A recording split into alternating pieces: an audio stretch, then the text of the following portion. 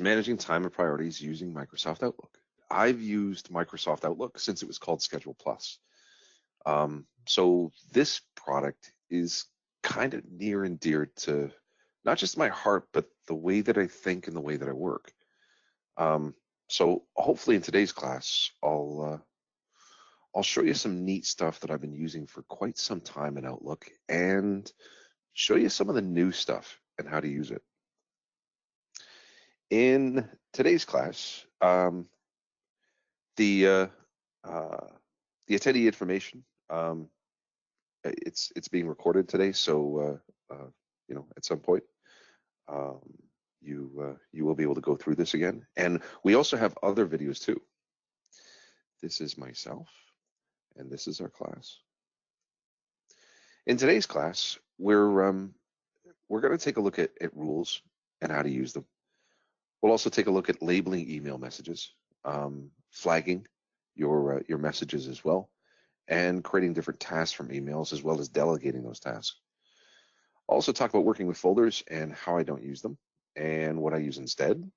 We'll also talk about categories, which basically is part of labeling, and conversation threads. Then we'll move on to our calendar.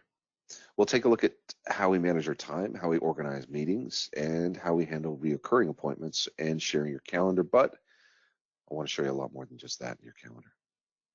All right. So what do you say we just jump right into it?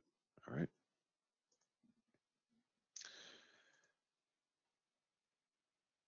So what I have here is just a virtual machine that I'm going to share out with you guys. All right. And here I'm sitting in just a very basic installation of Microsoft Outlook. So this is what it looks like in the beginning. And a lot of people don't really change it from here. And in my personal opinion, this is great if you get 1 or 2 emails in a day. But I don't. I get quite a bit. So this view, this just doesn't do it for me personally. And that's where I spend a lot of my time. And that's where you should too. You need to customize the view of your inbox. If you don't like the way that it looks, you need to change it. If this is not the way that you work, you need to change it. To change it, you head to view. And the first thing that I do is I go to the very first button and I change the view. I change it to a preview. This is a compact view, and I appreciate what they're doing, but they're taking up a lot of real estate for some things that I use all the time, like my columns. You're missing all your different columns, from to the date that it was received, right? When I click on preview, what this does is this closes that preview pane, which I'll be honest with you, it's useless anyways. Now what I'm staring at is the first line of every message. This is called message preview. With message preview, I could even show up to 3 lines. I could do it just to this folder. I could do it to all my mailboxes. This way, you don't even have to open the email. Within the first 3 lines of the message, you could probably figure out what it is that they're trying to say to you. So this is part of my favorite view. This allows me to scan my inbox without having to click on each individual email to see what's inside of it, because the subject line doesn't always tell you exactly what it's about or the urgency of it. See, this exclamation mark just tells me that it was important to Julian. It doesn't mean that it's important to me. That's something completely different. All right. So I had the view, I changed the view, and I changed it to a preview. I also changed the message preview to 3 lines. But again, that's up to you. The type of inbox that I'm looking at is what's known as a focused inbox. But you don't have to use it if you don't want to. It's taken me a bit, but I like the focused inbox. The way the focused inbox works is it takes a look at the different email that you open up and the email that you don't.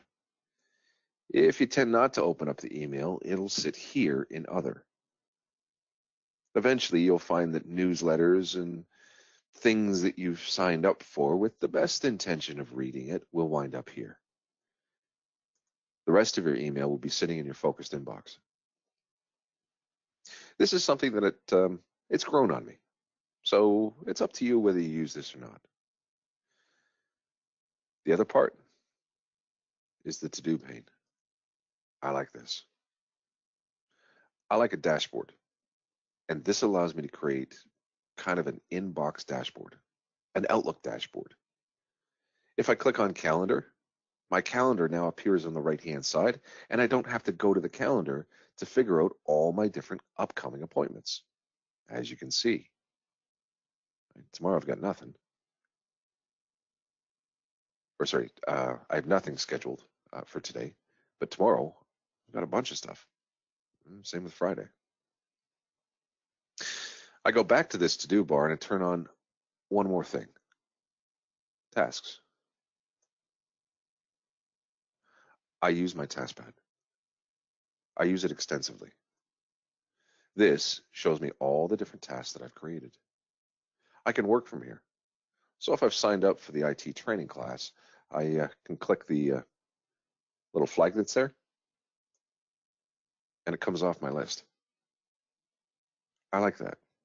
I can type in a new task, right? No different. Create training outline.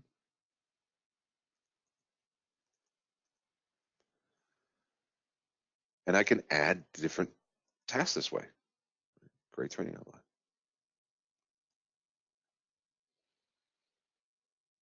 So in your view, you have a lot of different things that you can turn on and turn off. I like the to-do bar. I like the calendar. I like the tasks. I don't like the reading pane. So the reading pane is usually off. The folder pane right now is normal, and it shows my favorites, and I quite like that. The folder pane is on the left-hand side here. Right? You'll see favorites, one of my favorites in my inbox, and my sent items. I'll make other favorites here in a minute or so. But next, I want to show you this checkmark box. Look at all the email in my inbox, okay? And specifically, look at the titles. 4th annual hiking trip, 4th annual hiking trip. Obviously, this is all the back and forth, right? That's from Eric. This is from Kelly. If I open up Eric's, I can scroll through. I'll just minimize this people pane here. I can scroll through and see the entire conversation. But that's what this is. This is a conversation thread.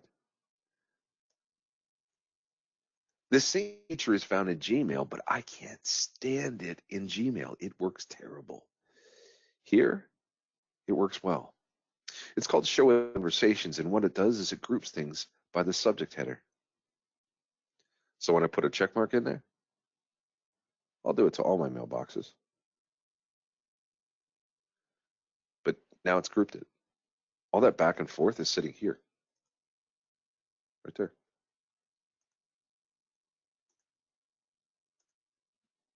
So when I collapse it, I don't have to look for any other hiking trips. I can see that there's 4 messages that I haven't read inside the hiking trip. So anywhere you see this little arrow, you know that it's grouped your conversations. Here's another one asking about an extra shift. When I click the arrow, this shows me all the back and forth. Not that there's much. So what I'm not doing is I'm not scouring my inbox looking for that entire conversation thread. It groups it. The moment somebody sends me another one about Contoso's 4th annual hiking trip, it'll get grouped within this. This feature is found in Gmail, and in Gmail, I am not a fan of it.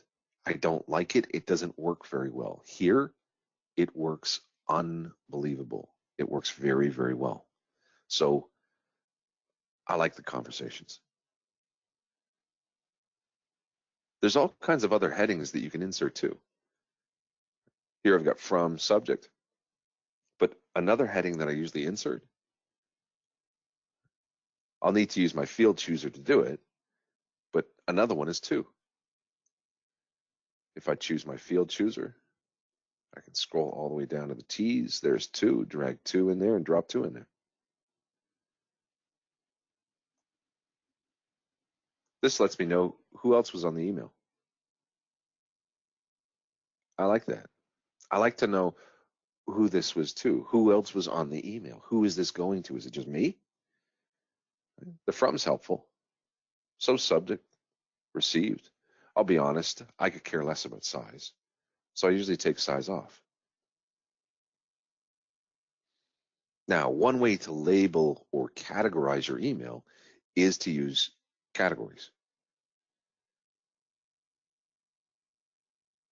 You can categorize it if you want. If I right click, it shows me all my different categories. Now, blue, green, orange doesn't mean anything to me, but if I click on all categories, I can rename these. I can click on green and rename it, call it projects. Click on blue, right, and say that this is all information.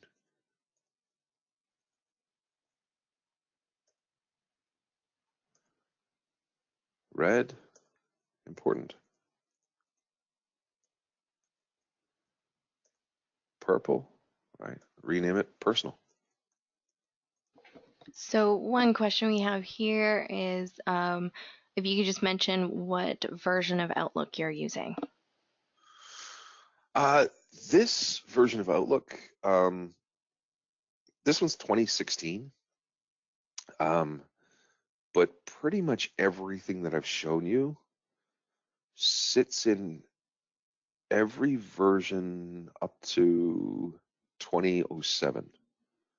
So from 2007 on, you have all these different features.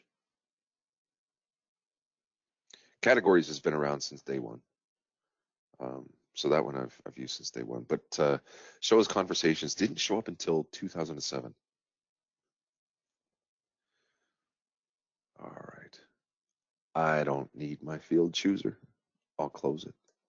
I now have different categories. So I can right click and say, yeah, this is important. Right click on this one, say this is just some information that we got. And this one is the customer service improvements. So I can see, yeah, it's a project that we're working on. So what I can do is I can click on my my column category, right, and have it organized by category. This is, I'll show you. This is categories none, right? So that none of this has been categorized. This is important. This has been classified as information. And this is projects.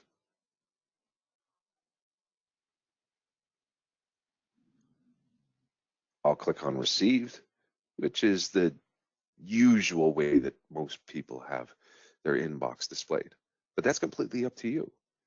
You decide the absolute best way to look at your inbox. All right. On the Home tab, you got some other stuff that sits here.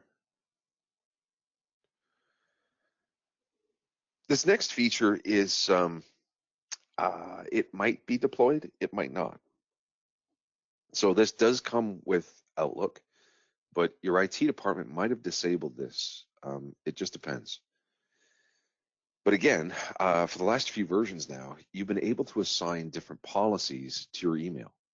Rather than you cleaning your email up, I can click on needs final presentation, and I can say, yeah, you know what, you can get rid of this after a month.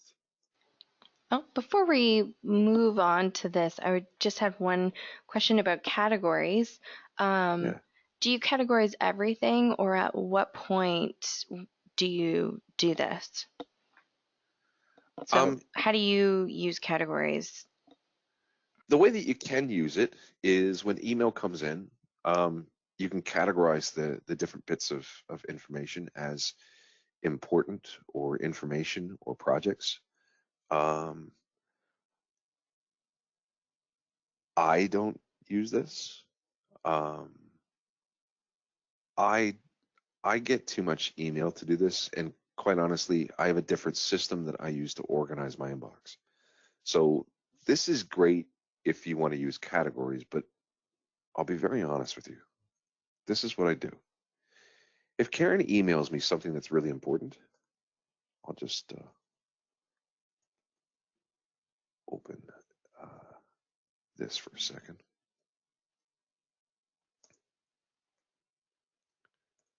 Oops, there it is.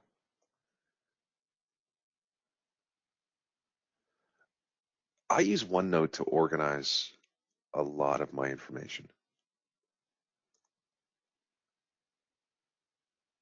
So if I'm going to categorize something, I'll put it in OneNote. If it's that important that I want to keep the information, then I'll stick it in OneNote. Because my personal view is that this is a junk drawer. This is a junk drawer that has attachments and information and phone numbers and addresses and stuff that you got to do, and you got to get it out of here.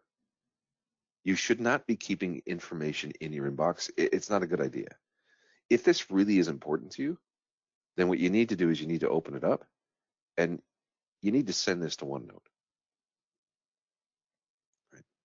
Now, OneNote is a printer. So I could go to File, I could go to Print.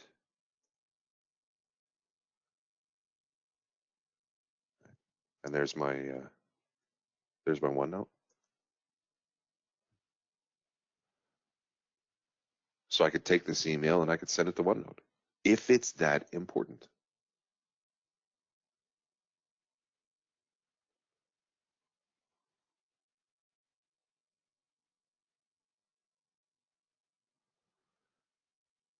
And of course, it actually sends it to my real OneNote. Hold on for 1 second. I'll actually show you this. And this isn't a bad idea because this will actually show you what it looks like. Look, this is my real OneNote. All right, this is my real OneNote OneBook that I use, and this is the email that's really super important.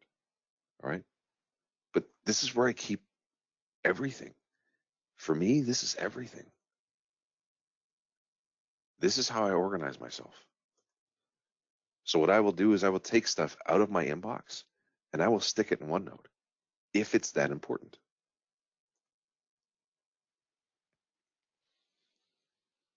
So you could use the categories as email comes in to categorize it. And then when you're looking for the information, this is one way for you to find it. I could look through all my important stuff and find it. But that's not really how I organize myself. How I really organize myself is using OneNote. So I would create a section about that project, about that task, about Karen, about whatever it is, and I would stick that information here. And I would work from here.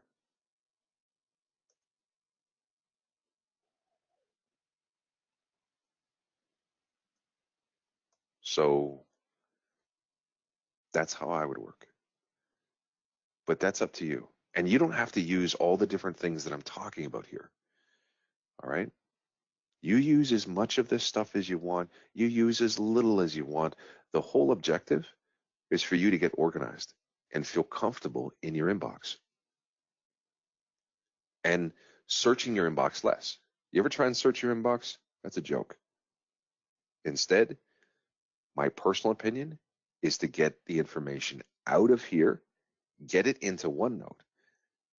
And I know this is Outlook, but whoops, wrong one. OneNote. Yeah, I might as well just use mine then. All right, look. It's a notebook. So I could have folders. So if I'm learning about Office 2019, I have a folder for 2019. In that folder, I have other subfolders. So I can learn What have I got here? The top 10 formulas for marketers in Excel 2019, right? Good bit of information. That comes in my inbox. I don't want to keep this in my inbox. I want to organize myself. So it's to do with Excel 2019. I put it in the Office 2019 folder. I put it in the Excel 2019 subfolder. And that's how I organize my information. To organize your inbox even better, I don't use folders. Right here, Greg's got a folder for conferences. Yeah. What you have to do is you physically have to click on whatever it is, right? I don't know. Sure.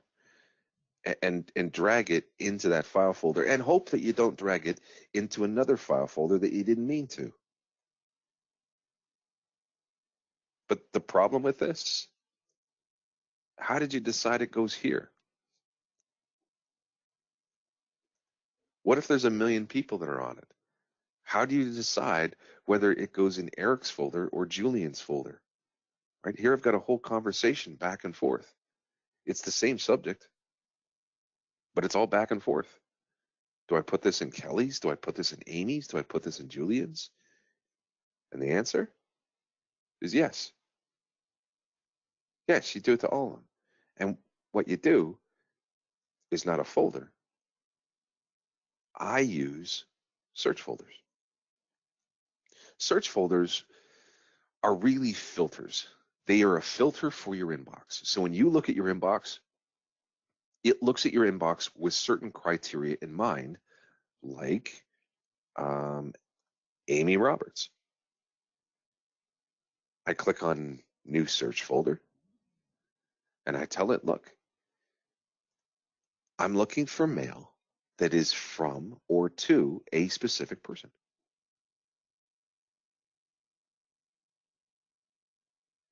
Who's that person? Well, let me choose the person. Amy Roberts.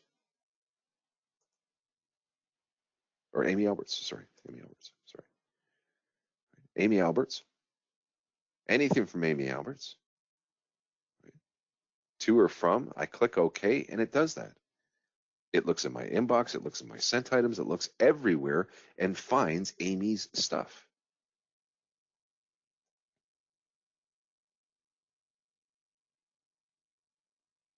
So then what I'm not doing, I'm not dragging email from my inbox into a folder where it's going to be out of sight, out of mind. Instead, I know that Amy sent it to me. I can click on Amy's folder here, and this only shows Amy's stuff. That's it. I can create another one for Eric. New search folder. From, to, choose. Find Eric's name. Right there he is, Eric Gruber.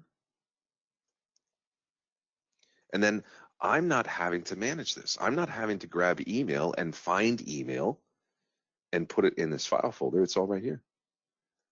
It leaves my inbox alone. So, there's Eric's messages, there's Amy's messages, but when I can't find what I'm looking for, I can go to my search folders.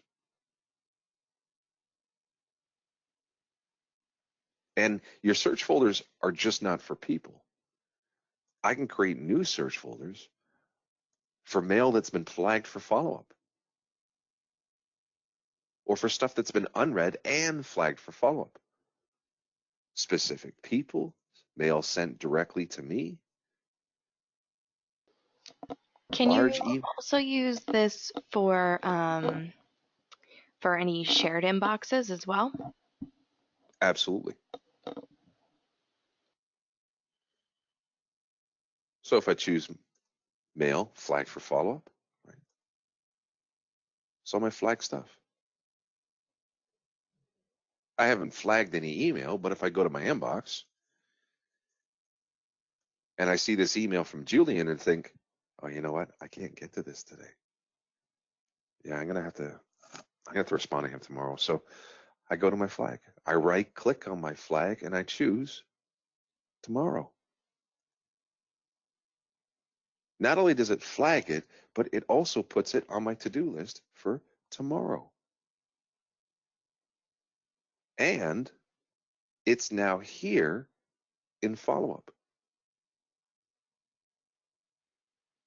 So in my inbox, I go through all the different email that I can't get to today. Customer service improvements. Yeah, you know what? I'll do that tomorrow. Oh, yeah, I got to review this. You know what? I'm going to review this next week. That's fine. So we do have a couple questions coming in around the search folder. Of course.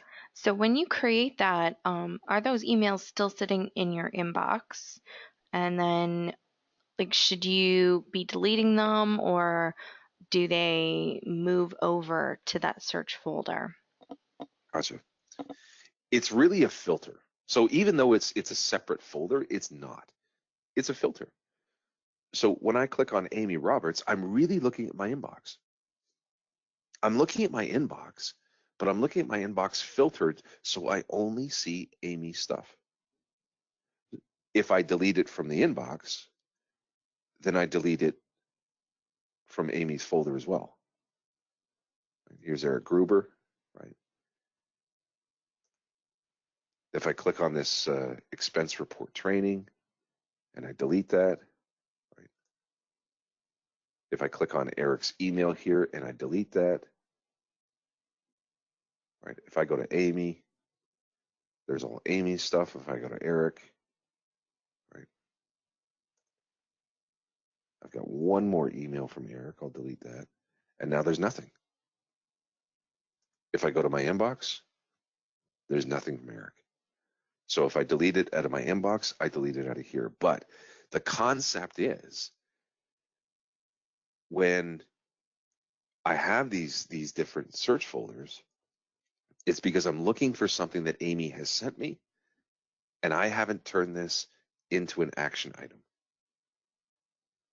When things come into your inbox, you need to decide what to do with it, because if it's information, then you need to store it in OneNote or somewhere else. If it's a file, then you need to store it in OneNote, SharePoint, or Teams, or a network drive or somewhere else. You should not keep attachments in here.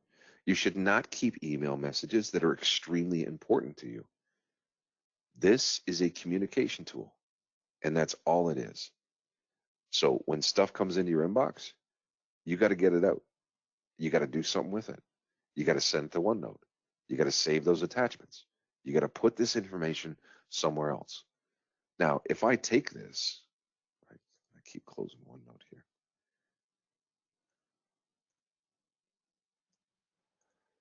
Come on, OneNote. There we are.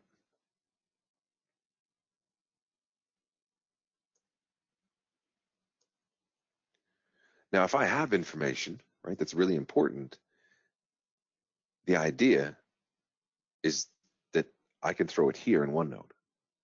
Right? I'm just doing a drag and drop here. But now that email is captured here, and I can make notes about this email.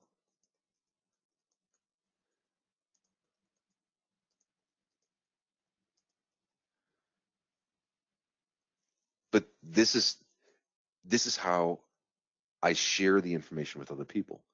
This is how I work with my different teams. Right? I do everything through OneNote when it comes to sharing information.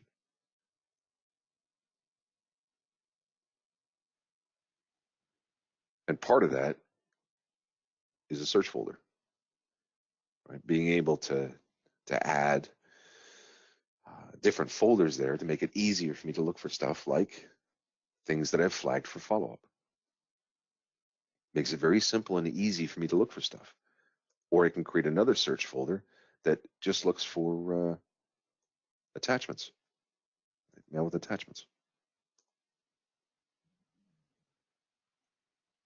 So now I don't have to scour my inbox looking for that attachment.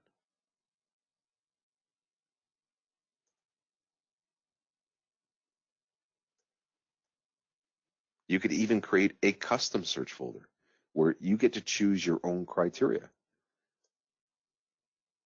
I could call it whatever I want, but more importantly is the criteria part.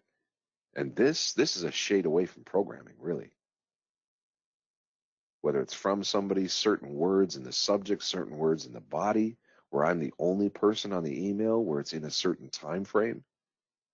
And honestly, advanced, that's basically programming here.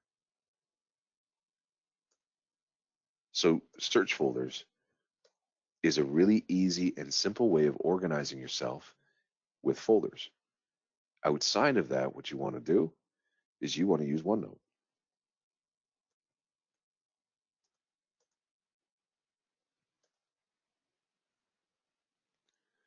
The other part of this is the policies. I can assign different policies, retention policies, to different things. This way, I'm not cleaning up my inbox myself. If I know that this is kind of a one-off from Carlos, then I can assign a policy that this deletes itself after a week.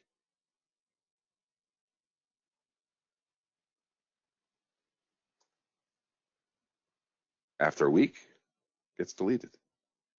Or other stuff where I say, yeah, you know what? Never delete this. Keep this for 5 years. Or 6 months, delete it.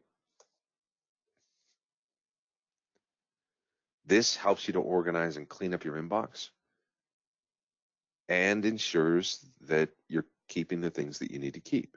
But I honestly would encourage you to give OneNote a shout. Take a few minutes, take a look at OneNote, and consider using OneNote. The other consideration is groups. Now, these are new. And again, these might be turned off. But this is another way of sharing information using Outlook, but using groups. So the marketing team, right, comes here and sends each other email. This is where the marketing team discusses different things, like the manufacturing team. Here they're talking about missing manuals. And this is where they have this conversation. They have it within the group. This way, anybody that's part of the group can see the conversation. It's not an email that you're going to have to forward. Today, what you're doing is you open up an email and you say, look, we're missing manuals. And you send it out to this group of people. But it goes into their regular inbox and might get lost. When I send it out to a group, new mail, this is going to manufacturing marketing.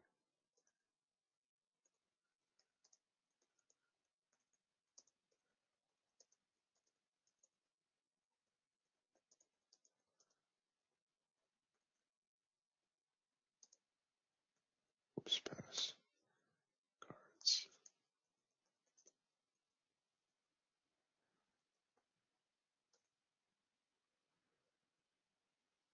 And I can send this out. And it goes to that team. Right, there it is. And people can come here and reply and respond very much like a forum.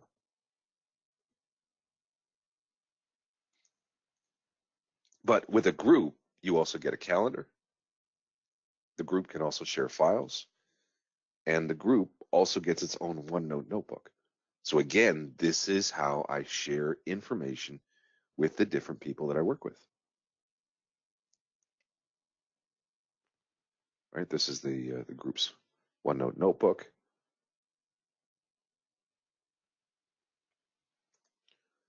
So this is manufacturing, and I can enter a new section here, and this is where we could put our meeting minutes.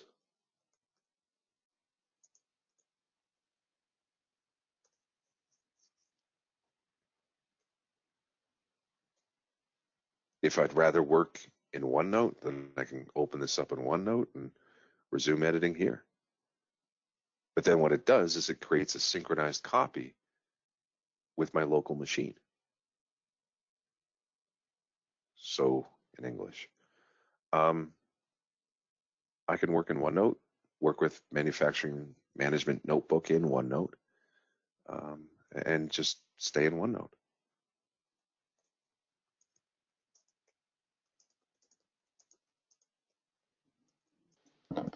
So one question here about groups. So when someone went into browse group, or they only see the browse group option, can they start their own group, or is that something that they need to contact an IT department for? That depends on your company. Out of the box, it's completely open. But I've noticed with Office 365, there's been different companies, different IT groups that have got completely paranoid with all this stuff and have locked everything down. Unfortunately, when they do that, it cuts out a lot of features, but it also breaks a lot of things too. And eventually they'll figure out that they're starting to break things. But normally, you should be able to click on groups. Your toolbar should change when you go into a group. And on the far right-hand side, what you should get is a button that allows you to create a new group. So here I could create a new group, and I could call this Outlook Training. I could classify the group as being open. So I'll make it public. That way anybody can join the group. There are a few more settings and things that I could set, but if I hit create, this is where I can add different members, like Eric.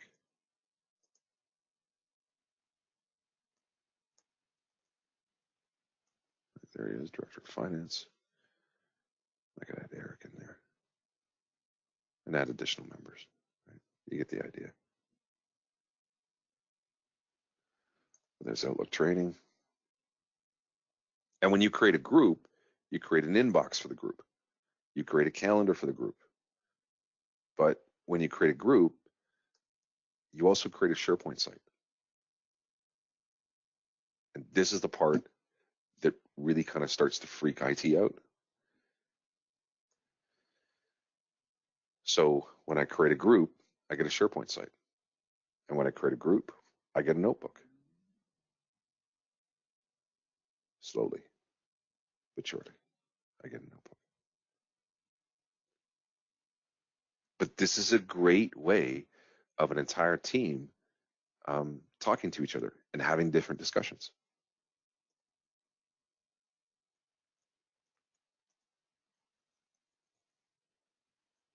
Rather than the information be an attachment in your inbox that you have to go find, you are helping your team organize themselves. Right? If I go back here. Can this group include people outside of your organization as well? It could, yes. It's unlikely that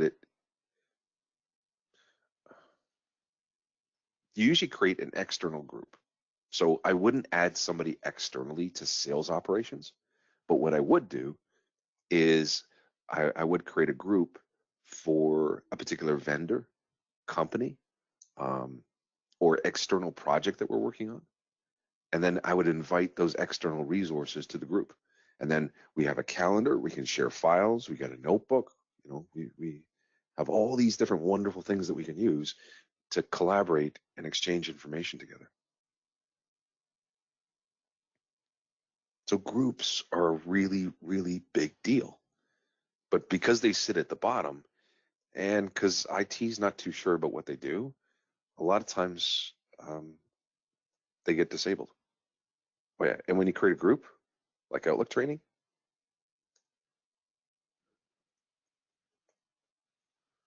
they get an email address.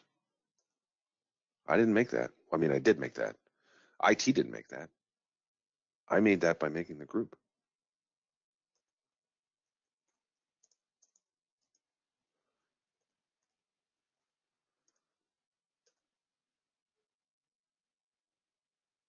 If your stuff is all over the place, then you are going to be completely scattered, disorganized all the time. And what you want is you want all of your stuff, if you're in marketing or sales or whatever, in one spot. It can't be all over the place. So groups are also SharePoint sites. So if you have an HR SharePoint site, you have an HR group. Instead of going to the HR SharePoint site, I can click on, and I wish I had HR here. But if you're part of marketing, instead of going to the marketing SharePoint site, I come here. I come to the group. I'm in Outlook already anyways, all day long. Why would I open a web browser, click on the home page, find the marketing page or find HR's page, click on HR's page, wait for HR's page to load, click on HR's library? I got Outlook, right? If I'm part of marketing, they put up new marketing materials on the SharePoint site. I come here. I click on files, and it takes me right to it. I don't have to navigate. And don't get me started, but if it's really that important to you, hit that button right there. That'll just make you a whole lot of happy. Because what that's going to do, that's going to make it so that you don't have to open up a web browser to work with these files. You can just start working with File Explorer. I'll say yes. I'll sign into my OneDrive account because it's all done through OneDrive, right? I'll put in my password.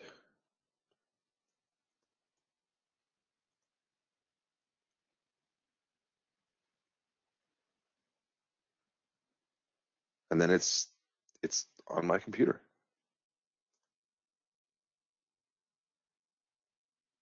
It's the first time I've run OneDrive, so on this, it's like a fake virtual computer kind of thing. But there it is. Contoso marketing team. There's my documents on my computer. So if I'm mobile, I get all my stuff. I don't have to go to SharePoint if I don't want to. It's all here.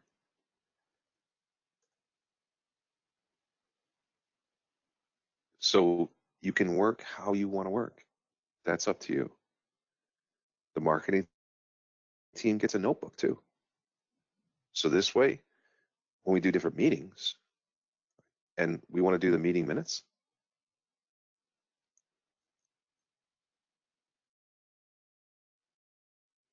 then we can easily do that. I can create a brand new meeting slowly.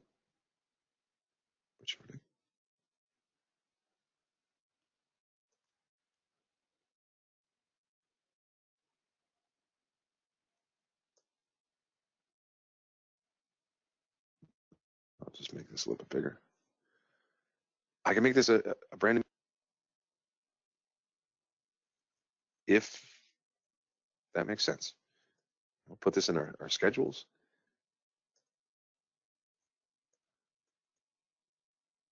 Or Outlook training. Yeah, Outlook training, I'll do that.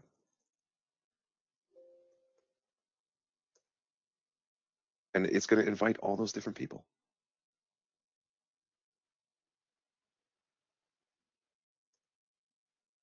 I'm not actually going to save this.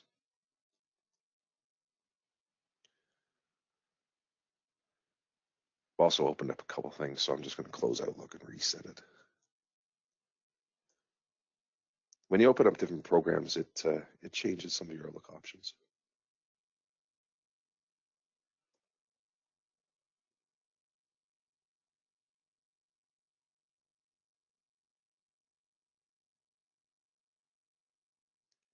Yes, sorry. Okay, yeah. Yeah, you can get me to address that too, Sarah. We will be doing a OneNote seminar. If you check our site, there is also different seminars that we've posted from before that we've done with OneNote. But we do have one coming up for OneNote, and put it in your calendar, honestly. If you haven't been using OneNote, if this is new to you, then you need to come to our next webinar. OneNote is going to save you hours upon hours. The amount of time that you waste looking for your stuff is ridiculous. You have been looking for a binder program for years. You just haven't realized it yet. All right, I'm going to open up Outlook again. That should reset everything for me.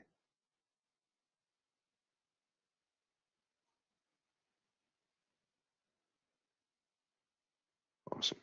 So one of the ways of keeping your inbox straight and organized, assigning policies. Another way, flagging stuff for follow-up. Because when you're finished, you can click the flag and it changes to a check mark. It also comes off your list. So I can go through and say, yeah, I've done this. Yeah, I've done this. I know it's not a big thing, but I think that psychologically is brilliant for me.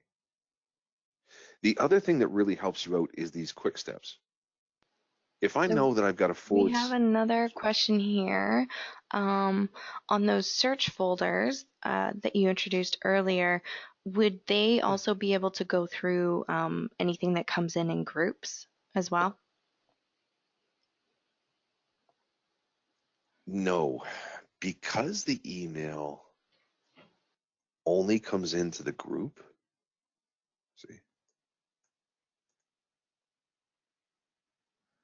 See how I don't have that same email here in my inbox? I only have that email, right, from Greg Lutes here. That's a no. But, all right, groups. Groups are also something else. And I'll be very, very honest with you guys. Teams is how I work. Teams is my inbox. Teams is my calendar. Teams is my absolutely everything that I do with Microsoft products. Teams is very similar to something called Slackware. And at some point, hopefully, your organization might start using Teams. And what Teams does is Teams really, really does bring it all together so that I don't have to.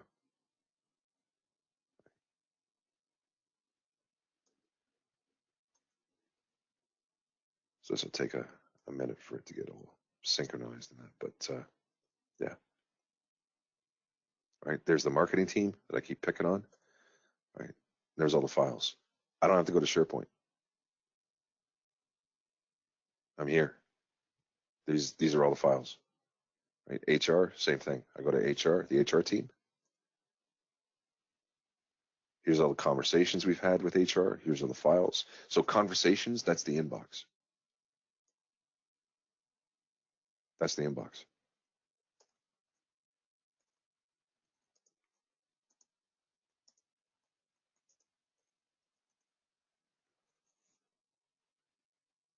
So any conversation that I have there, right, it'll take a bit to synchronize, but that same conversation is also happening here.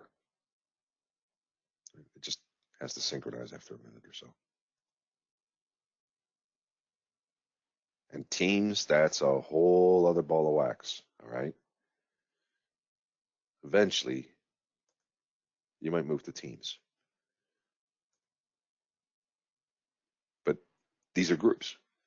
And with the group, when you want to talk to this group, you come to this group. If I want to have a meeting with the marketing group, then I come to the marketing group, or say Outlook training, right?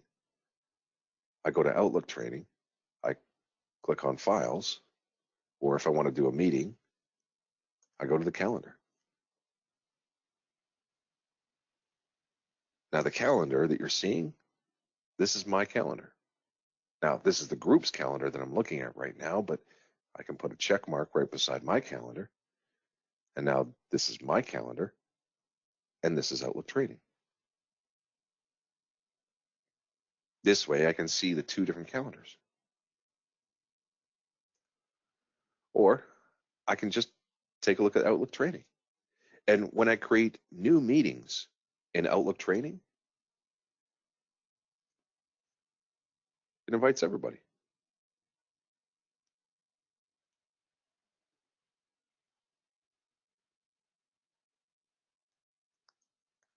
So I can fill out the subject, right? Status meeting, location,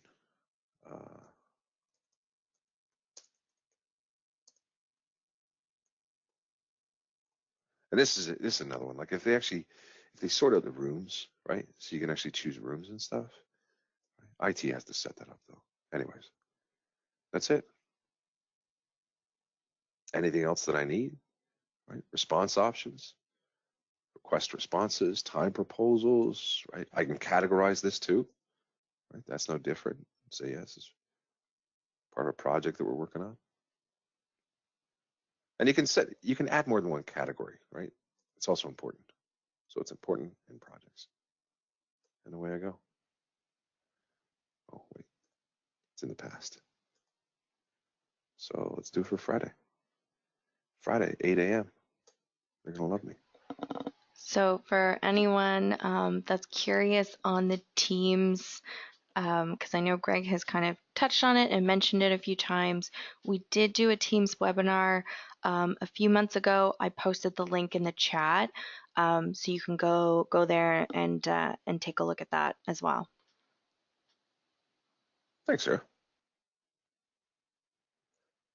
So with the calendar, right, you can organize yourself, obviously, with your calendar, but also with your different group calendars. But you'll notice it says team, right? There's my group calendars.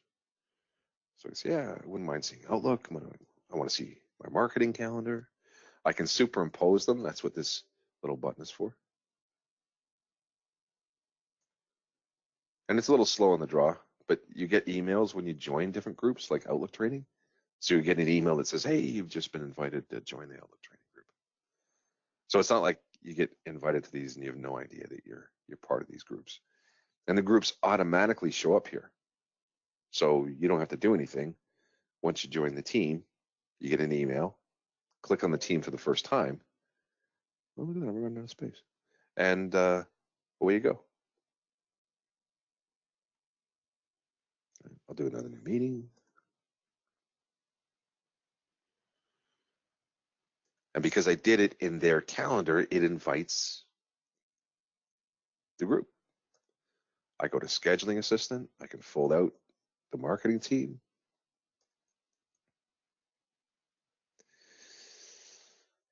And eventually, it checks everybody's schedules. So I can book different times. I have different options.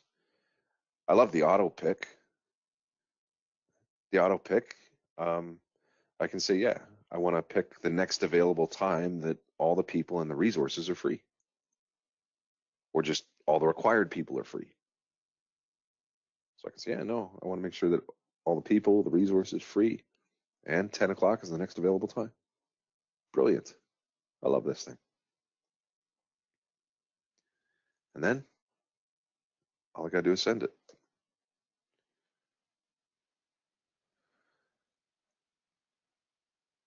Oh, yes, it doesn't have a subject. So let me go back to appointment. I'll fill out the subject.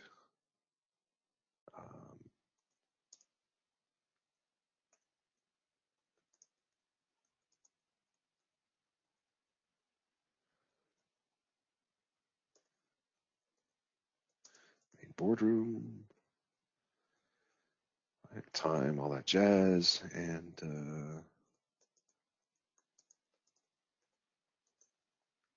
away we go. I'll send it anyway.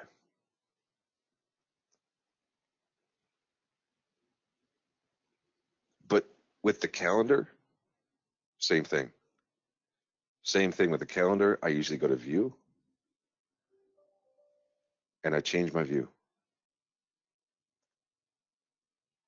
I'll get out of I'll close marketing. I'll close Outlook. I'll just go to my calendar here. And with my calendar, I change my view because I don't like this view. I don't like the day view. I don't like the week view. I don't like the month view. This is the scheduling view, right? I don't even like that one. The view that I like is a list.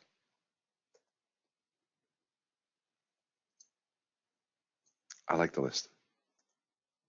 You have list, you also have active list. Active list is going to show you all your upcoming stuff. Right. So if I click on my calendar, if I go to my calendar, I change my view and I change it to a list.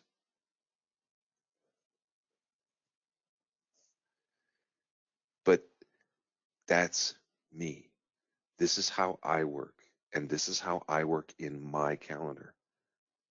It's up to you to decide how you want to work in your calendar. But I prefer to see my calendar as a list. I don't need all the fancy days and weeks and graphics. What I'm looking for meetings. And remember to customize this view. Right? I can right click on, say, subject, go to my field chooser, because you have all these different fields for your calendar. Right? Appointment fields. How about the attendees? The address, right? The meeting status, whether it's an online meeting, who the organizer is. There's all kinds of different things that sit here that you need to add, because we all don't work the same way. And really, that's the biggest part of all of this. That's the biggest part of this last hour that I want you to get, is that we all work differently and you need to customize the products. You can't be happy with the default views. You can't be happy with the default columns. There's more information that you need to see.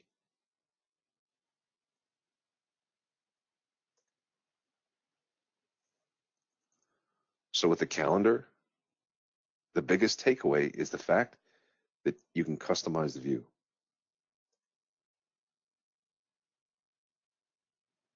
Other than that, I won't show you much with a new appointment or a new meeting. I don't think the categories is rocket science. And creating a reoccurring meeting, well, that's a button. That's all that is. When I create a new meeting, I can change the time, I can categorize it, but I could say, yeah, this is a recurring meeting that happens every year, every quarter.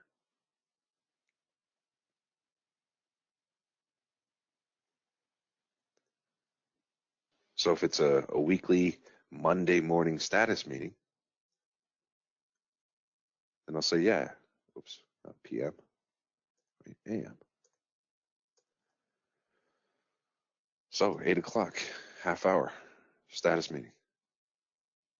I could end it after a certain date, after X number of occurrences, or no end in sight.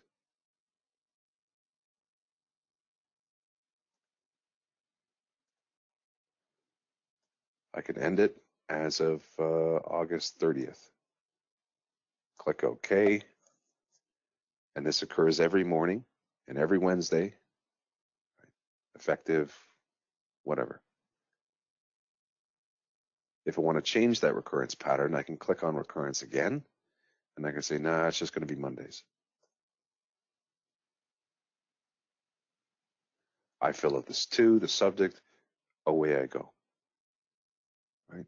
I send it, out the door I go. All right, last thing I want to show you really super quick is something I don't want you to be afraid of, okay? If you go to your inbox, if you open up a piece of mail,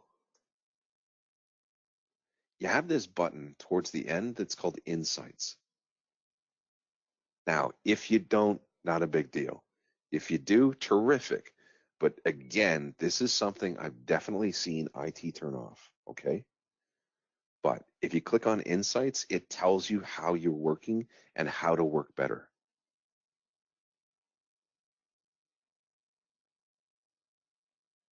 It's for real. It's really trying to help you out.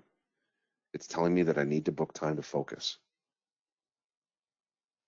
If I go to my dashboard,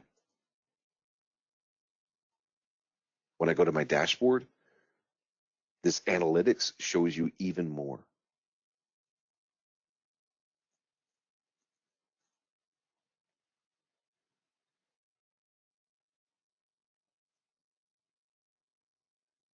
This is for real. This is about your well-being, about your focus, how you network and collaborate with different people, and how productive you are. Food for thought.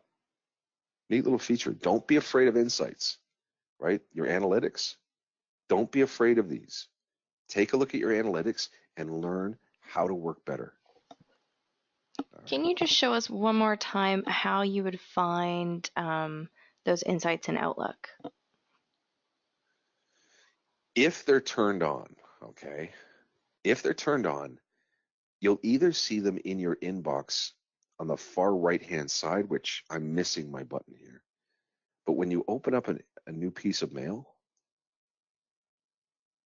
insights will be sitting on the far right-hand side.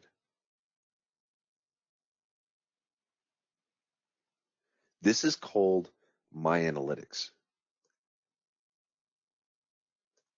My Analytics is one of the applications that you have. So part of Office 365 is My Analytics.